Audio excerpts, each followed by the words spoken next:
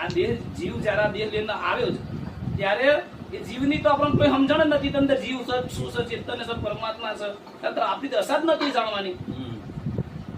ત્યારે એ સમયની અંદર આ એક રૂપ સિવાય કઈ જ નથી, જે દેહનું જે રૂપ હોય તે. અને એ દેહના રૂપ ઉપર આપણો મનોમંથન કરી કલ્પના કરીને એ નામ ચોંટાડવામાં આવ્યું. અને એ નામના આપણે સાચું નામ બની બેઠા છે. એ નામનું એટલું અભિમાન આવી ગયું, એટલો મોહ લાગ્યો, આ નામ હવે છૂટતું નથી. ભર નિંદ્રામાં હોય ને જો કદાચ નામ આપી દે તો ફટલીને જાગી જઈએ, એટલી આ નામ ચેતના આપી દીધી આ નામના. પણ આ નામ શાશ્વત નથી, નાશવત છે સાહેબ. આ નામ શાશ્વત નથી, નાશવત છે. અને આ નામનો નાશ. પણ એક નામ એવું પડી છે કે વેરાય આવી વહી જવાની સમજી લે સતનામ. માવજીરામ બાપાની આઈકા સાખી પંડિત છે કે વેરાય આવી વહી જવાની સમજી લે સતનામ. શ્યામદેવ ગુરુ સ્થાનમાં સમજાવી કરી લે ઉત્તમ કામ. પણ આપણે ઉત્તમ કામ કઈ કરીએ? જન્મથી માંડીને મરણ સુધીની અંદર જે જિંદગી હોય, ખાવું પીવું બેવું ઉઠવું મોત સોટડવા, એ સંસારની અંદર જે કંઈક થતું હોય એ બધું કરી લેવું. બંગલા બનાવી દેવા, ઘર બનાવી દેવા, રૂપિયા કમાઈ દેવા, દાદીના બનાવી દેવા, બેંક બેલેન્સ કરી દેવું.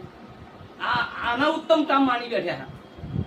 પણ ઉત્તમ કામ કંઈક જુદું છે. ઉત્તમ કામ કહ્યું કે જે જીવને પોતાનું સ્વરૂપની પ્રાપ્તિ થાય કે હે જીવ તું કોણ છે, ક્યાંથી આવ્યો અને તે ક્યાં જવું, આ વાત જાણી લે.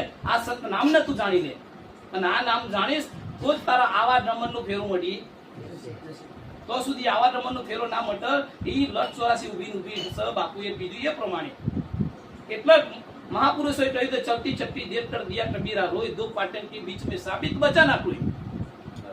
ચલતી ચપટી હોય, ઘંટીનું જે ચક્ર ફરતું હોય એની અંદર તમે આટો નાખો, આટા અરે માફ કરજો, એની અંદર અન્ન નાખો, અન્ન નાખે એનો આટો બનો, આટાની રોટલી બનો, એ રોટલી આપણે ખાઈએ, અંદર અડધું બ્લડ બનો, અડધું મર બનો, એ મરની પાછું ખાતર બનો, એ ખાતર પાવ બિયારણ રૂપી બહાર જાય અને એ દાણો બનીને આવે અને એ દાણો પાછું ઘંટીમાં આવો. 84 આખું ચક્ર ચાલુ જ રહેશે. અને જો એ દાણો જો કદાચ એક હથોડી પર આવી જાય, એ ખીલા ઉપર ચોટી જાય તો એ ચક્રની અંદર એને આવવાની. એમ જો કદાચ કોઈ જીવ સદગુરુનો હાથ જાણી પાડે ને, સદગુરુનો જો પદ જાણી પાડે, સદગુરુનું નામ જાણી પાડે તો આ ચક્રમાં આવી શકાય. એટલે કીધું જયા જન્મ મુક્ત હતા નતા આપણું શક્તિ તેરી વચ્ચે ચલાવવું. હા ચલાવ વિદ્રોહ પરમાત્માની જગ્યાએ તો તું સ્થિર હતું. પણ આ પોત તત્વ દેહી મિલકડા જીવ કહેવાય ને, પોતે પોતાનું ભાન ભૂલી બેઠું. અને પોતે પોતાનું ભાન પ્રગટ પણ કરાવો તો પ્રગટ કોટ સંત કરાવો, સદગુરુ કરાવો.